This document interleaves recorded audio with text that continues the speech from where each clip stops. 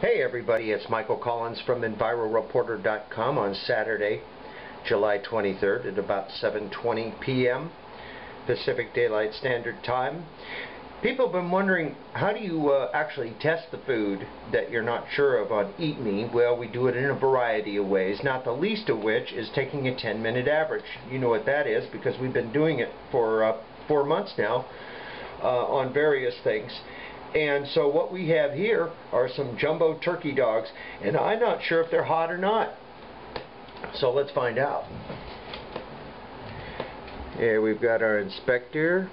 It's on timer. I'm going to turn it on with the audio. Got some switches up here. Switch that switch. Make it 10 minutes. Drop her down onto our subject and let her go. We have no idea if this product is radioactive. I'll tell you one thing, I hope it isn't, because I want to eat it. I did look at the ingredients and I noticed there was potassium lactate, but I also found on the internet a report from 1954 that said that potassium lactate wasn't radioactive, and no other report saying that it was. I also saw that it had sodium erythorbate and sodium nitrite. Not only are those two substances not radioactive, sodium nitrite's been explored in a laboratory to see if its properties yield a resistance to X-rays. And the answer to that was no. However, nitrite can help prevent, I gather, X-ray damage. That's not why we're looking here. What we're looking for is excess of background radiation.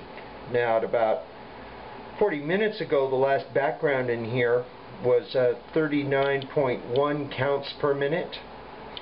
And we got that from testing for 10 minutes, got 391 counts, and then divide that by 10 and got 39.1.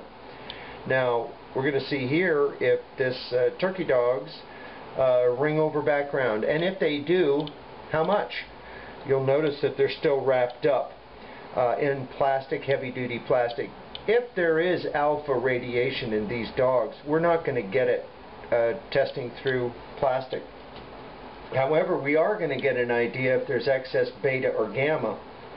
And if there is, time to take the turkey dogs back to the store.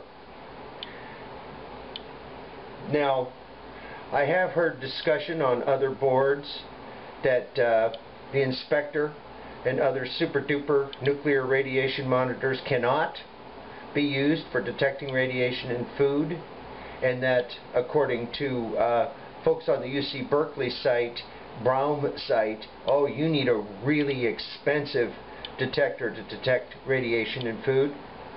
That's hogwash. If my detector detects radiation in food, it doesn't mean I'm going to know exactly which radionuclide it is. However, if it's significantly over the background, and I'm going to be guessing that it's from Fukushima fallout. I mean, we are downwind of 3 active meltdowns, and if you go to our resources site on EnviroReporter.com and you go down to the last link under Fukushima related, you'll see streaming video of the 4 stricken reactors at the Fukushima Daiichi nuclear complex on the east coast of Japan. On the Pacific, you can see that they're actively steaming away highly contaminated fissile radionuclides, the worst you can get.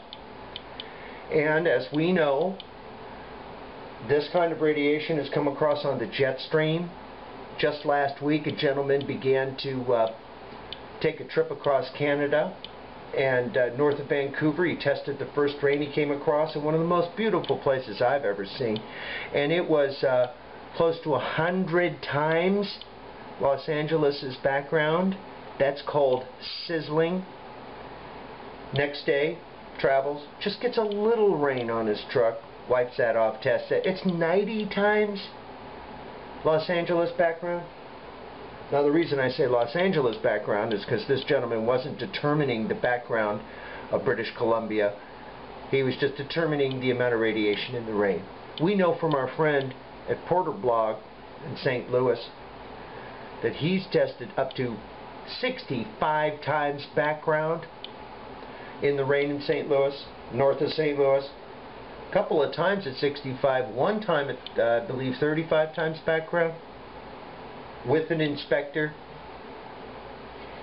We know from our tests here that radiation has been impacting our mist, our rain, peaches, powdered milk, chocolate, a number of items. But what we have here is us going out to shop, knowing that we're buying something that could be or might not be radioactively contaminated, and then throwing it on the on this platform here in Radiation Station, and we're taking the 10-minute test. If this turns out to be just no radiation at all, well, I'm going to put this video up anyway, because I want you to see how we test our food. And for details on how you might be able to use the information that we impart to you about the food we purchase, go to Eat Me blog post on EnviroReporter.com and read about it. Now I'm just going to let this click away a little bit as we determine whether the radiation that we're picking up now, which is certainly background as well as anything possibly else that might be in these turkey dogs. I can't tell right now, but we're going to find out what that thing goes beep, beep, beep. And either way, it'll tell us something.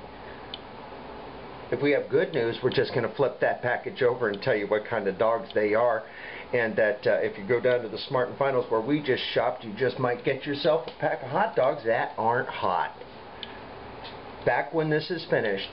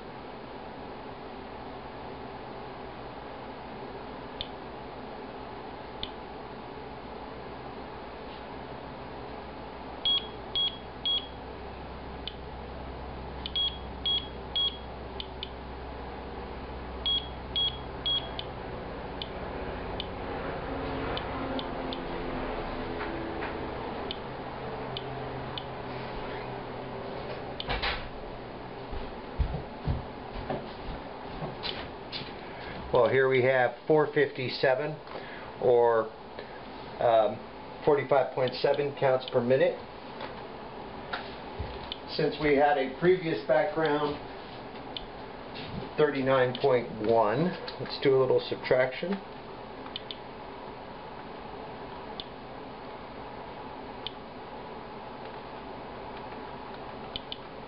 So we have 6.6 counts per minute over background. Let's divide that by the background. We have about 16.8%, 16.9% over background. The folks at International MedCom that make the inspector say that there is a 15% margin of error with the inspector. This is very close to the margin of error, but it's over it.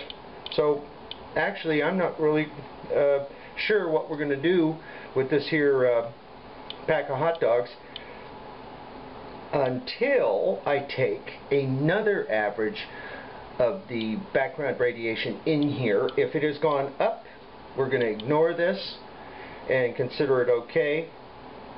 If it has gone down at all, I'm going to consider this reading to be fully valid at 16.9% over background and return the dogs.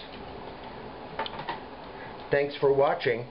This is EnviroReporter.com on Saturday, July 23rd, 2011 at about 7:36 p.m. Pacific Daylight Standard Time.